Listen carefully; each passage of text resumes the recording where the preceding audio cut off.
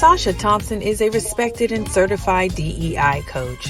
For the next 30 minutes, we'll get an exclusive look at some of her conversations with others in the field. Welcome to DEI After 5.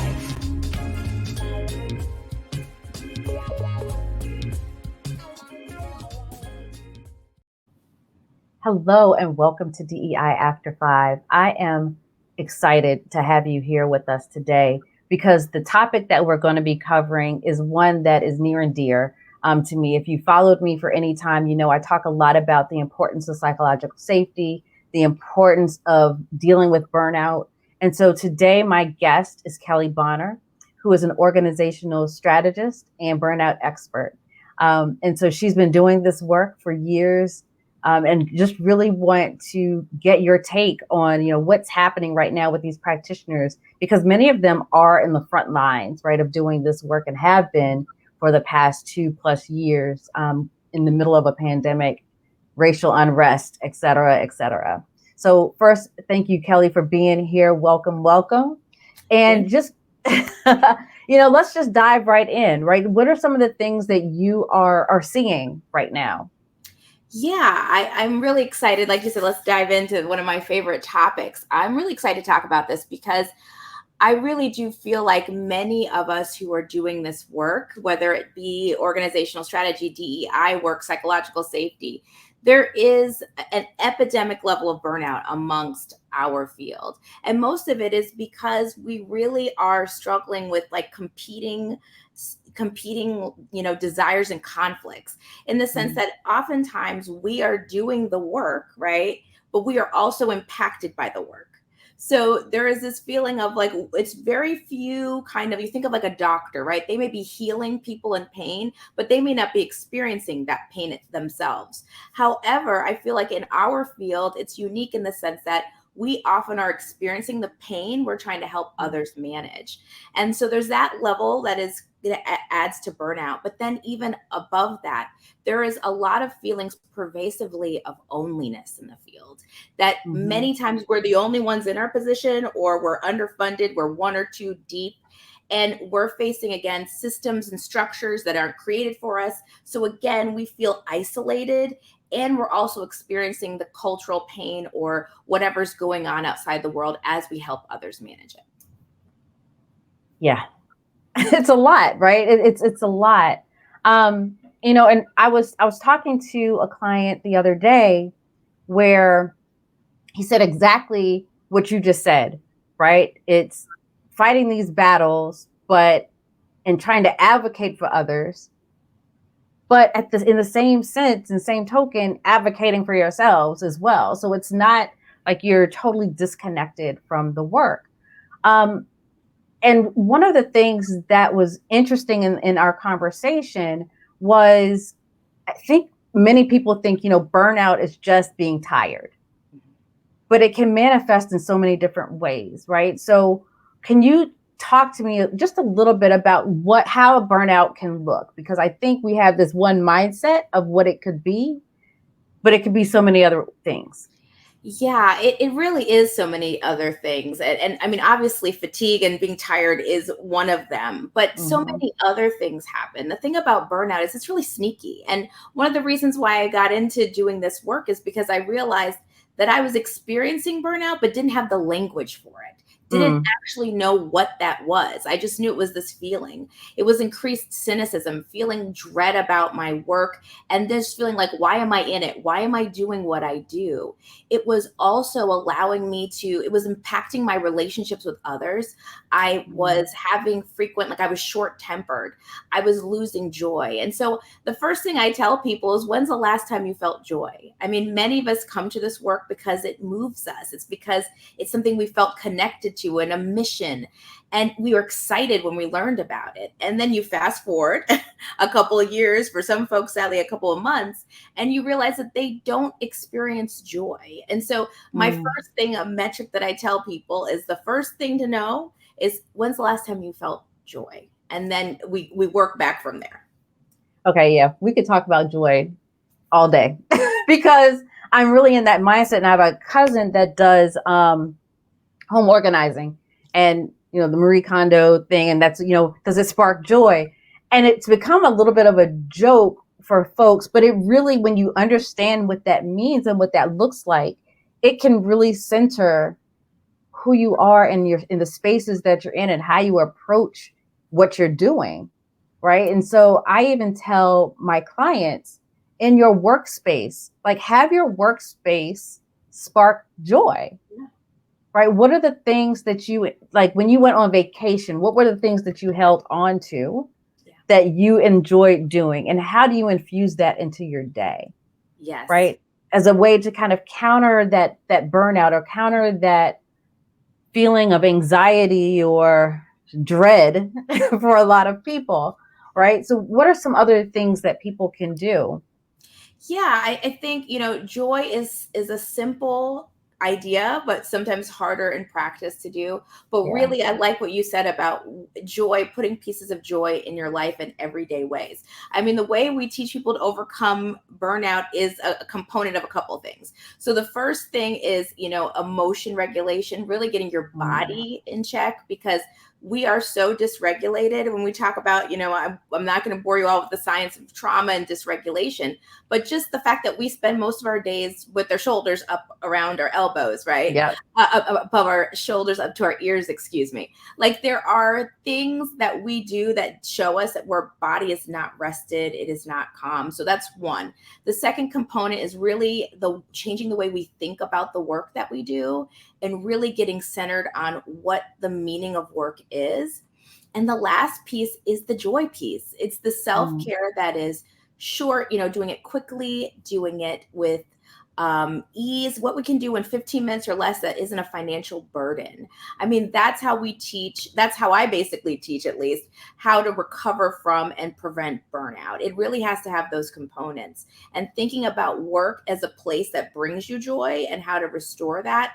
What is your reason for getting in the work? What is your purpose? And really having people connect to that, and then practicing joy in small daily ways. I love it. I love it. Because I mean, I think, for me, I came out of a very toxic work environment that, manifested in so many different ways, hair loss and just all kinds of medical issues that came up. And I was very cognizant when I decided, okay, I'm going to do my own thing, of how I wanted that to look, right? How I wanted my day to start, how I wanted to engage with clients, how I wanted to be and to live. And I have felt probably the best I have ever felt in my life. I was just thinking this morning, I'm like, wow, I haven't worked out in, I don't know, maybe 3 months, but I feel okay because I've been doing other things that don't make me feel like I'm sedentary. Yes. Right. And so, when I talk to some of my clients that are DEI practitioners, I do ask them about joy. I do provide them worksheets on it's a self-care checklist. Yes. Yes. Right. For them in the moment. What are you doing? Yes. Are these things, and they have to kind of score it from 0 to 10. But I think taking that time to realize, like, I'm not taking care of myself, that's when you realize, okay, that burnout is starting to take over. Yes. Yeah, that's the first thing that goes, right? Because we're so mission focused on taking care of others, right? That the last thing we realize is the first thing that goes is taking care of ourselves. It becomes on the bottom of your priority list. That is definitely a sign. And so much of self-care, I really love that you do the self-care checklist. It's so important. But part of it is, like you said, the awareness piece is knowing that you actually need it. And it's why when I do this work, self-care is last, not because it's not the most important, but because so many times we've lost sight of where we are, who we are, what's in my body, like what's going on with me. And what I've noticed chronically in fields of mental health and DEI work is there is chronic headaches, there are stomach issues. You talked about even hair loss, things that manifest that show chronic stress and your body breaking down. And so it is accepting that piece and stopping long enough to notice that you're ill, because The question I ask most people is like, what's going on in your body? And I know from personal experience with burnout, when I have burned out, when I'm really like paying attention to myself, I'm like, oh yeah, I didn't realize I had a headache. Yeah. I didn't realize that I haven't eaten in a little bit, right? Yeah. So we're very disconnected, and self-care helps you reconnect. But then there's that mindset piece, right? About being clear, because the thing is which I think is amazing. And I think anybody who operates out of a system and creates their own path usually tends to be happier, but many times we can't right away, or we don't see a path for us to do that. And so it's like, how do you cope in systems that are oppressive and suppressive of this work, that talk the talk but do not walk the walk, and basically say, hey, you're here, you fix it, right, instead of doing the work themselves? How do you get through a day like that and retain your sanity, and more importantly, retain your joy? And so there's some key mindset shifts that I teach folks to get them to that space, because so many people are experiencing organization cultures that do not appreciate their work, that pay it only lip service, but don't do anything in practice. What are some of those things? Like, not to tell all the secrets and all the, Absolutely. But, because, as you're talking, I'm just recalling conversations that I've had with so many practitioners that's the issue, right? A lot of the stress is being in these systems that don't want to change, that are speaking lip service to this. And many of them are because their leaders haven't done the work themselves, which is a whole other topic. But, how do you cope in those situations? So I don't, there is no secrets. I want people to know this information because I want us to be able to sustain the work. So I want to tell you at least two key ones that I think have helped myself and have helped others. And that is, the first one is really getting clear on what your values are. That's something that I do. I do a value exercise with everybody that I work with. And I do this with organizations. I tend to work with organizations that have DEI practitioners, or anytime they congregate together, and this is the work we do, we get really clear on what our values are. And it's very clear it's very important to define what I mean when I say our values. What are the things that we live by internally when we think about who we want to be? What does that person look like? So for myself, I'll give you mine, and their qualities. They don't attach to an ideology or a religious belief. They allow people to have all those things and still have their values. So they shouldn't be in conflict. But mine, for example, is I have three. I need to be authentic, I need to be passionate, and I need to be creative. That in my perfect world, I live in a world where my creativity, my passion, and my authenticity changes the world around me. And it's a catalyst for change. So for me, what that first piece does by knowing my values is it helps me evaluate what about my day is a success. How do I know work is successful? It's not if my boss pats me on my back or gives me the money that I need, or whether or not this initiative I put my heart and soul into has been beloved by all. But it's like, was this an opportunity for me to express my authenticity? Could I find a way to be myself? Could I find a way to be creative in my day? Am I excited about what I've put together? And then it becomes a way to say, if I did those things, I had a successful day. I had a wonderful day. And then if you can't do that, that's my litmus. It's time to get on Indeed, LinkedIn, USJobs.gov. It's time to find a new job. Like when I can't bring those three qualities into my work, I'm out. When I go on job interviews, how do you allow me to be creative? Do you allow me to be like myself? Are you receptive to my hair? Are all those things, right, are in the evaluation space. So that's the real first one. The second one is even more powerful, and that is to have people sit with this simple truth. There will always be more demanded of you than the resources it takes to get the job done. Say it again. There will always be more demanded of you than the resources it takes to get it done. Always more demands than resources. And on the face of that may feel like, well, what am I doing in this work? I got to get out of here. There's no demands. But think about what we've taken on. Think about what we have done as our mission. no matter what you're doing, and I do DEI work, we have chosen a field that is upside down. We are trying to right wrongs, and we are trying to bring healing, right? Systemically. We have set ourselves up that is not a work that comes flush with resources. It is a very demanding work. And so to sit with that should let you have a release.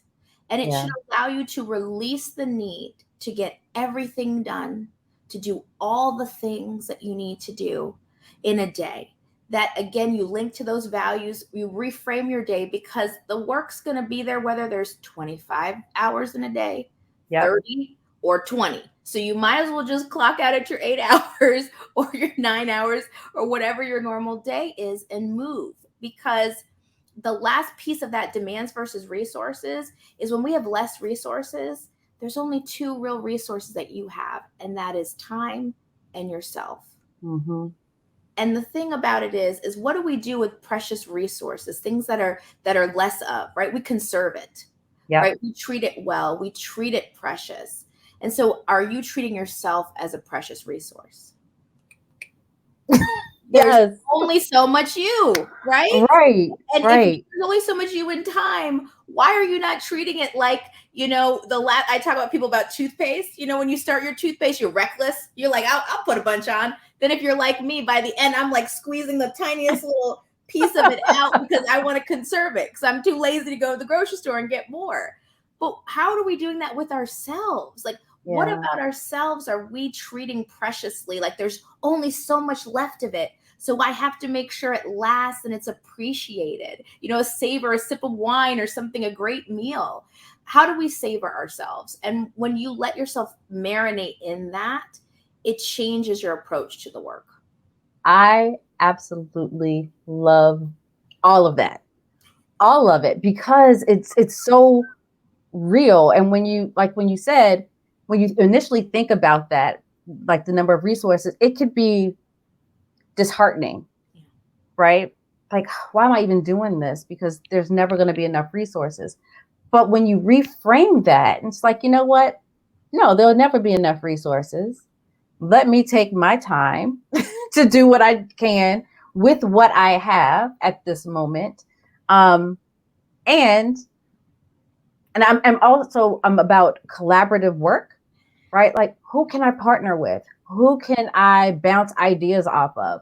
Who has resources that we can get connected so that, one, I'm not doing all the work, and two, it's getting done.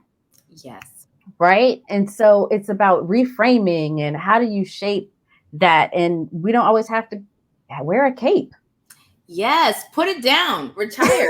And nobody asked us to, right? Nobody asked us to. Nobody did. So who taught us that? And I often think that we feel, particularly for practitioners of color, we have been culturally taught that like our legacy is one of struggle.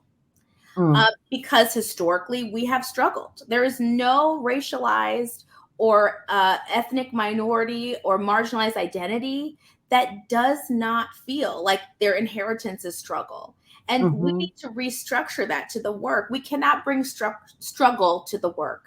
We have to bring a renewed sense of energy that I am precious. The work I do is precious. And in order to preserve it and to make inroads in this work, then I need to have boundaries, right? That's how you treat something precious. You boundary it, you protect it. And I need to learn to delegate and collaborate, right? That's the practical application I teach folks when we do this work. And it's the same of what you ask for your organizations. This is the key part, is you take these messages. I do this organizationally. I ask organization what its values are. I tell an organization there's always going to be more expected of you than you have to give, because the lessons we internalize are the lessons we teach. Because we teach our organizations, no, don't call me at midnight about, some event happening on the news. There will always be something happening on the news. There will always be another moment. So let's think out how we can collaborate, how we can put some structure around our initiative so we're not always reacting. The principles that I teach individuals in this work easily translate to the organizations they work for. I'm loving all of this. because you just reminded me of a conversation that I had with a grad student that I've been chatting with, and she's in law school. And she said, legally, especially when you're thinking about diversity and inclusion work, it is what's the bare minimum that we can do, right?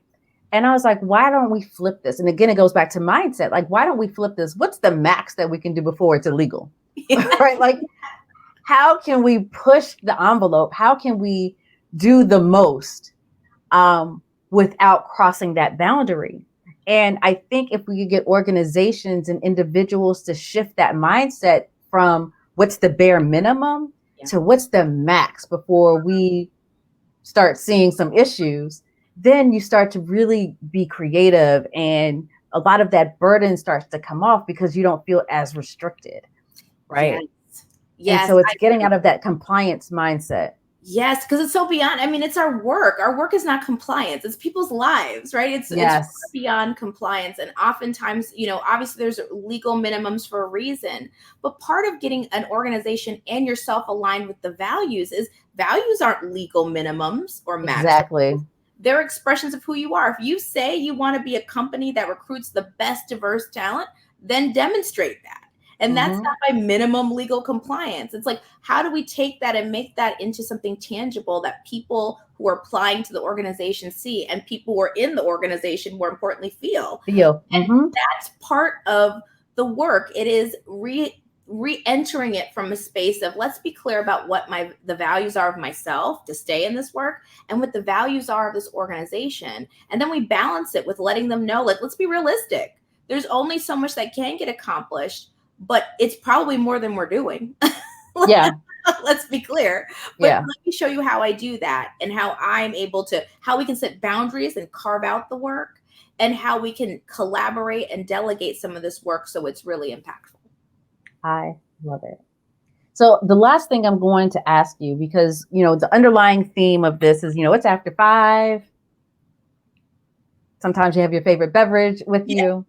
And, oftentimes I'm drinking coconut water or green tea. Sometimes it's wine. But the whole purpose of that is like, what are you filling your cup up with? Right. And we take that and we started this by saying, this work is about giving to others, and we're always filling everybody else's cup. And so my question to you is, what's in your cup? Like, what do you do to fill yourself back up? I love you. What's in your cup, literally, because sometimes for me, it's also green tea. Sometimes it's a great gin and tonic. I'm just saying. Hey. But for me to fill up my cup, what I do is I really develop, like I said, I believe in self-care practices that are 15 minutes or less, because I just am busy and everybody else is, and aren't cost prohibitive. Like, you need to be able to just do it whenever. And I teach people that self-care is along these 5 domains. And I teach it because that's what I do.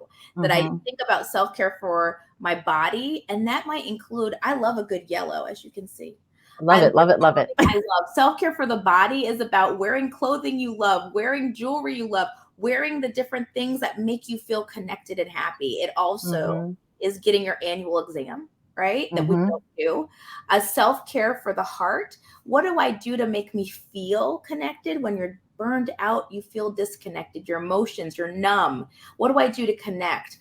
I talk to others. I make sure to laugh every day. If I'm not laughing, something's very, very wrong in a day. I talk about self-care for the soul. What makes me feel connected to something bigger than myself? Sometimes it's prayer. Sometimes it's singing. The arts are expressing yourself is self-care for the soul. It's gratitude. I have a daily gratitude practice. Every day I write down, what are the 3 to 5 things I'm grateful for? It's self-care for the mind, disconnecting. I read every day, and not for like building up or work. I do that too, but I love me a good fiction, silly romance novel. Please, you can't stop me. I'm going to read that for a couple pages. So those are like the 4 domains. And the last one that I do for myself is work. And part of that's exactly what you said, self-care for work, which is I decorate my little workspace. I have little gold paper clips because they bring me joy. No other reason. Twins. Mine are rose gold. Yep. My space is decorated in a way that makes me joyful. And I bring that in an office or at home, wherever that is. So I take care of my heart, my body, my mind, my soul, and my work. And it's small little things I do each day that fill my cup back up. I love it. Kelley, thank you so much for this. I mean, we could have gone on and on and on because this is just a topic that I think so many people want to know more about, but aren't quite sure where to start or what to do. And I'm sure that, we'll have you on again because this is a theme for me, right? It's self-care and wellness and how do you take care of yourself in this space. And so, I mean, I was just writing down everything that you were saying because it's just needed. It's needed. So thank you. Thank you so much. Thank you for having me. Yes. And so, and everyone, thank you for joining us today. I am thrilled. Hopefully you wrote down things like I did. Because the 5 things for self-care, I'm like, oh yeah, I forgot about the mind and the soul. Let me work on that. So thank you so much. Kelley, where can people find you? Yeah. You can email me at kelley@burnbrightconsulting.com. So that's my email. And I am on Instagram and Twitter, same handle. And it's Kelley A. Bonner. Wonderful. Thank you. Thank you. Thank you again for this. And thank you all for watching again. Really excited for this particular episode. Please feel free to share this with others that are in this space because I think everyone will get something out of this. And be sure to subscribe so that you don't miss the next episode. All right. Thank you. And we'll see you next time.